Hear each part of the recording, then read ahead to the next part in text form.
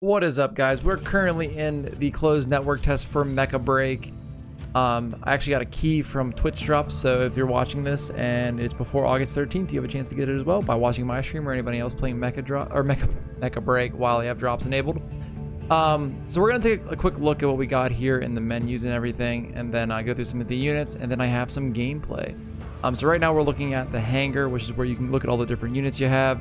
So right now for the closed network tests, all of them are available. They give you enough credits in game to buy all of them.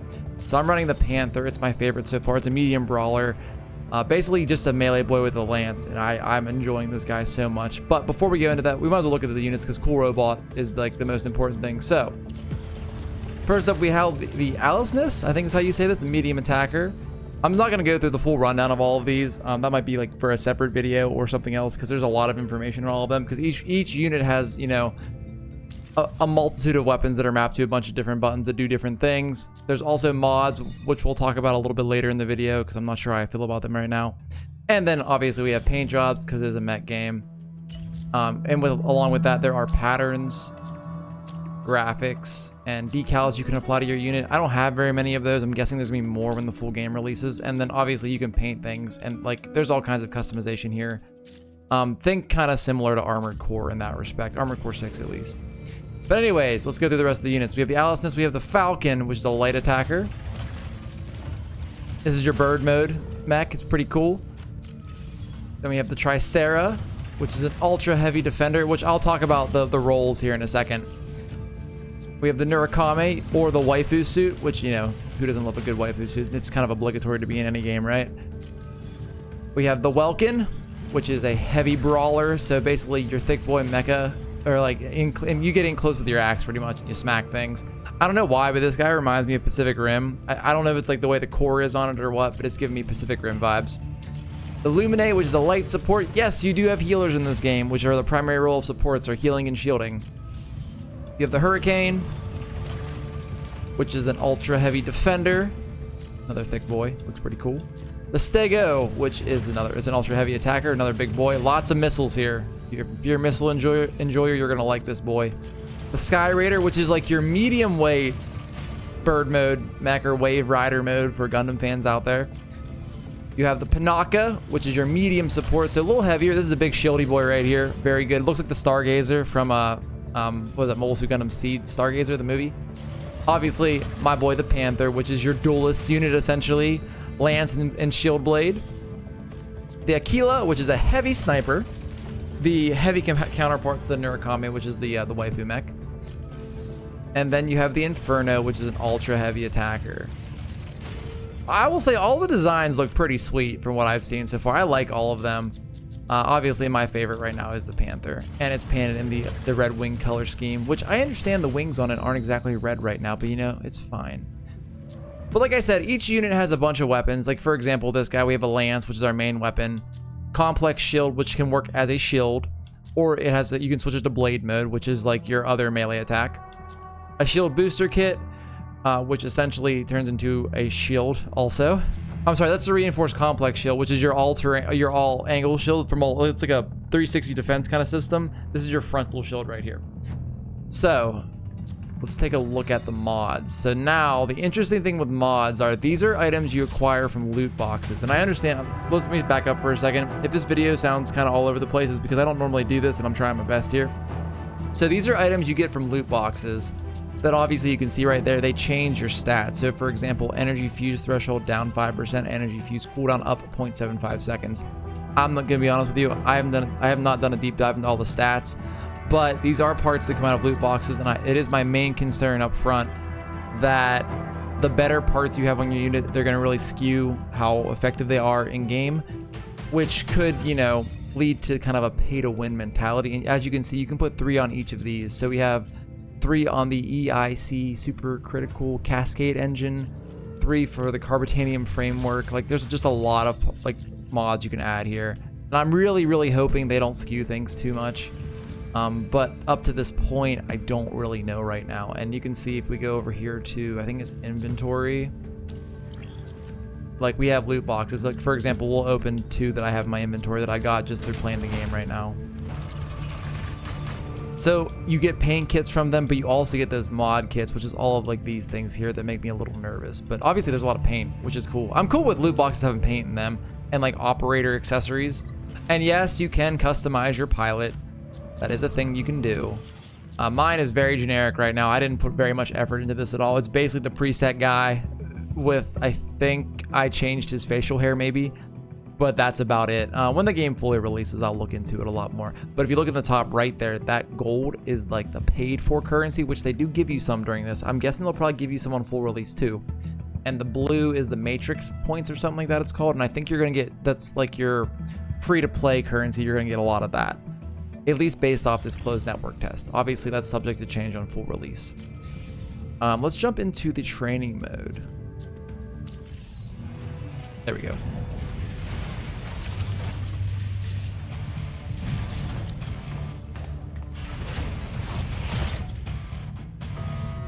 So I'm just going to kind of run through what the Panther can do. Basically, every unit that I've played at so far, you're using, you know, LB, RB, and left trigger, right trigger, as well as basically every button on the controller is being used in this game, which is kind of cool because it reminds me of Armored Core. Like, especially like, you know, 4 and 4 answer, 5 in Verdict Day, where basically every button on the controller is being used at all times. I guess even in 6 it's like that. Some of the older games, not so much. But the game handles pretty well. Alright, so let's just take a look at this guy really quick. So obviously we have our main weapon, the lance, which actually you hold down. It's top left right there. And you guys might notice the reticle right here has all of our stats. So HP's on the left, energy's on the right. Some Armored Core 5 and Verdict Day fans might notice this UI. So pressing X, you got your dashes back and forth, which do eat up a lot of energy. And then in flight, so when you fly, your jumping does require a lot of energy as well. Once you're boosting forward, it doesn't consume a lot, but it's really a balance, which is, it actually feels pretty good. Everything feels weighty, which you kind of want in a mech game. Anyways, the lance, we charge this bad boy up, then boom, dash forward. Very nice. So this is our regular shield right here. You hold it up like a shield, which I think is kind of cool. And you can charge your weapon while you do this with this unit as well. I'm not sure if every unit's like this or not. Then by pressing LB, we switch to blade mode. Then we got our blade attacks, which is pretty cool about this guy. With your blade attacks, you have like an infinite assault boost. Well, not infinite, but continuous assault boost. So it tracks enemies really well, and then you pop into a combo. And then you can combo up the spear right afterwards, which is pretty cool, with a lance. So something else that we actually have on this unit is like the 360 shield. And if you look on the left there, when I press B to activate the shield, the bottom left there are those little blue boxes that light up. That's our shield energy, just like the top ones for our shield in our hand. Kind of cool. Also, if you Armored Core fans remember, there's a part it's an expansion part in like Gen 3 to restore your energy. That's what this guy has right there. You can see him pop up on the back whenever we use it, because this guy is super energy hungry. But overall, I mean, the game feels really good from a movement perspective. And even in combat it does. And I've had like not a lot of latency problems yet either, which is kind of good. It is the network test, so I'm sure, I'm guessing that, you know, it's a closed network. So if they do like an open network test, or I'm wondering how the servers are going to do when it's fully, you know, open to the public.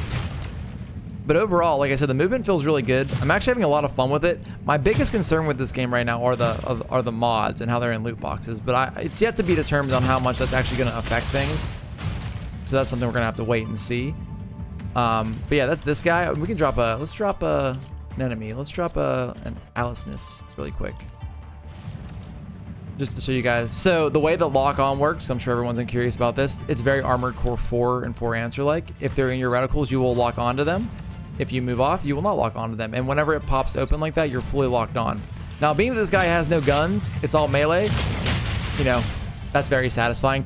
I hate comparing to Overwatch, but it feels like Reinhardt's dash from what I remember of Overwatch, except it does a lot of damage. And then you have your blades. And tracking feels pretty good so far. You just saw the Alness shed its armor, which is pretty cool. It's like its unique trait it has. But as you can see, as we boost around, we do burn a lot of energy with this guy. It varies unit to unit. The nice thing about this is you're expected to hit and run a lot, so you're boosting all around. You're gonna use your blade for movement like this. You're gonna use your dash attack with your lance for movement. So like you burn a lot of energy, you can just, you know, spam and restore it. Obviously, if you run out, you're not gonna be in great shape. That's kind of like how the movement feels, though. I really enjoyed this so far. I think the game does feel really good. Things get a little hectic in PvP, just because there's so much going on and all the units have so much going on with them. But when you take a step back and like breathe a little bit, it all flows very nicely, especially when you have a team that's playing as a team.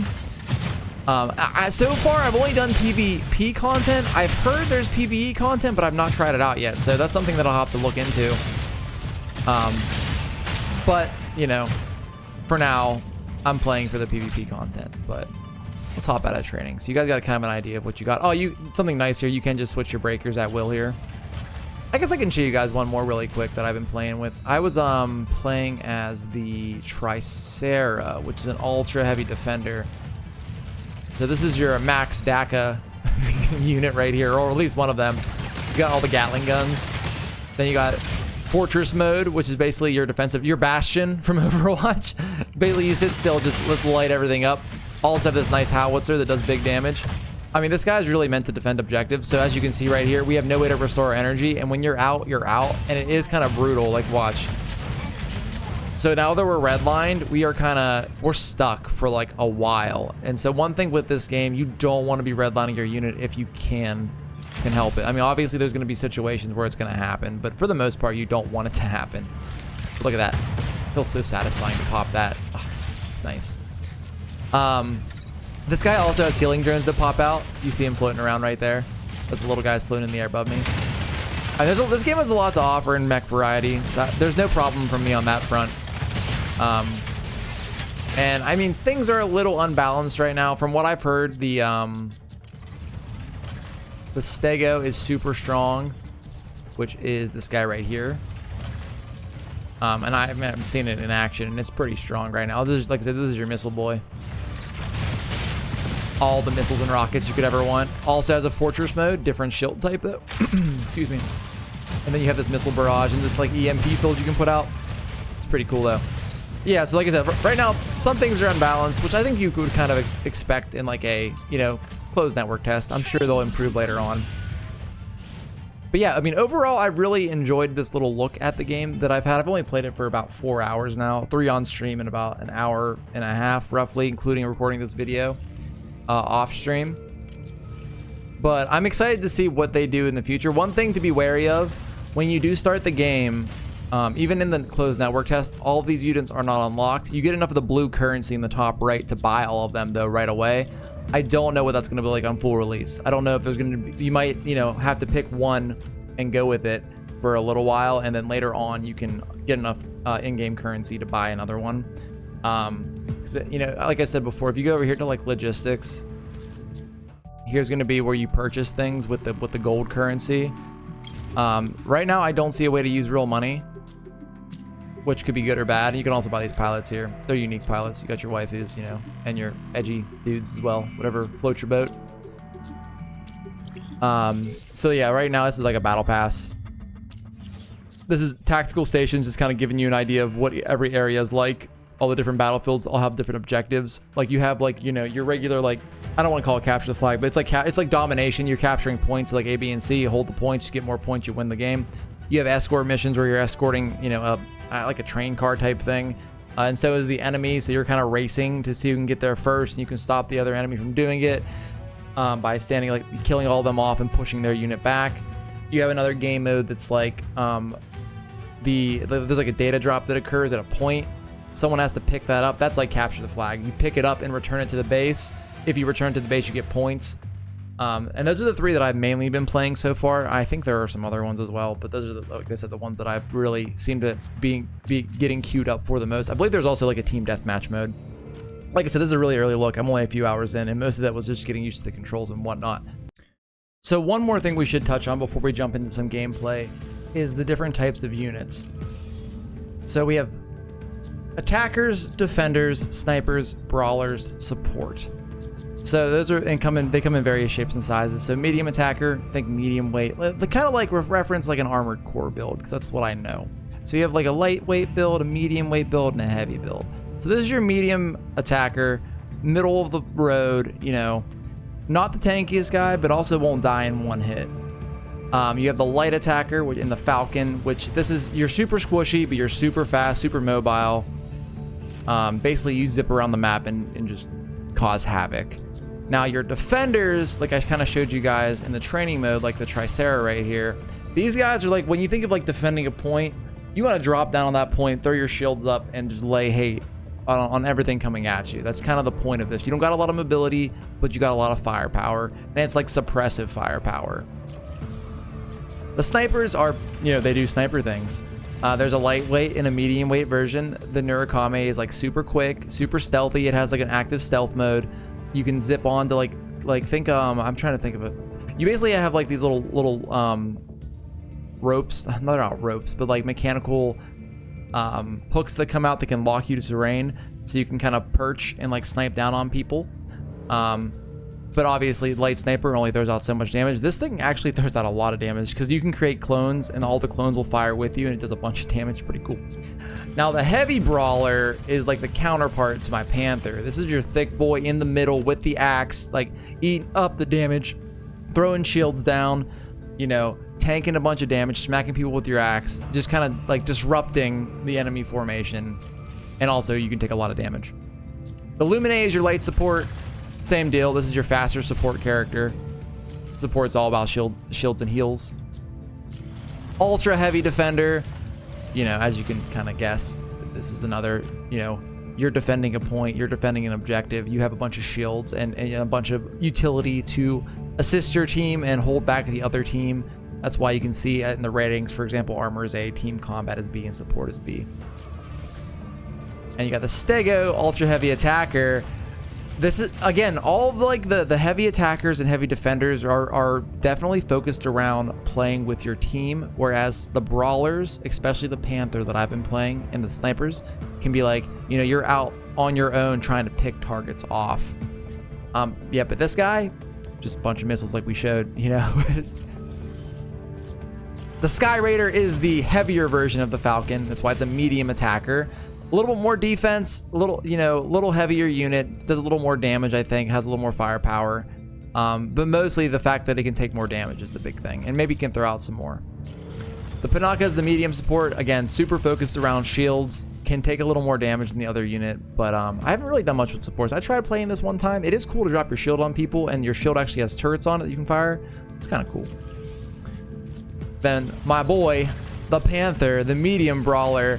Like I said, this is actually focused around a lot of hit and run, because you do not, if your shields are gone, you're gonna take a lot of damage really fast. And you're gonna get blown up really fast. So it's really meant to get in, get out, and repeat that process over and over again. It's also really good at taking out the lighter units in the game. Like you can blow them up, and basically a combo with your shield blade and then your lance follow up right afterwards.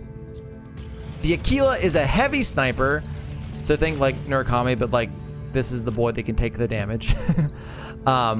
He basically floats around the map like not a permanent hover mode, but like a darn near permanent hover mode.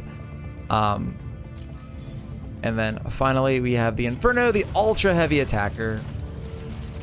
And again, as you can see, a lot of these is again ultra heavy attacker. It's around team combat, good armor. Handling, I don't know. I haven't played this yet. I don't know if handling's good or bad. It says C, but you gotta take that with a grain of salt, right? But like I said, a lot of the ultra heavy attackers and defenders are definitely made around playing the objectives and playing with your team. Whereas the snipers and the brawlers, I would say even the Alness as a medium attacker can be used a lot more in solo combat, as it is in, you know, inferring right there. So yeah, I mean, I think the way they broke out the system, like it has your traditional like, you know, DPS, tank, healer / support roles, but they're kind of blurred to a point. You know, everything does damage pretty well. The support that I played, the Panaka, it didn't do a lot of damage, but I've also played against Panakas that did a lot of damage too. It probably was a me problem. But yeah, that's kind of what we have going on in terms of the different types of units. And I kind of just went through all the unit names again, so you got to see them again. So there you go. But if there are any other questions, or if there are any other, like, you know, concerns, like, let me know in the comments and we'll talk about it. I mean, I can go through some other things really quick. Like I said, we have the pilot, and your pilot, you can go to character customization, and obviously there's all kinds of stuff you can do here: face, makeup, hair, body, voice, all the good stuff. And then you also have, let me go back to pilot really quick. You also have outfits, which I don't really have any right now. You could buy these though. With This one's with the gold currency. Dude's kind of jacked. Actually, I kind of like that. You get your mechanic right there. And all these accessories, like I said, they're all bought with that blue currency in the top right. Remember, this is a free-to-play game, so there has to be something paid for in it somewhere, and I'm guessing it's to get that gold currency. And probably like a battle pass and things like that. I'm not sure. I haven't looked into it that much. But that's kind of what you're getting right now. But other than that, let's hop into some gameplay, which I think is what you guys actually want to see, like against actual players and not me beating up a training dummy. So anyways, let's do it.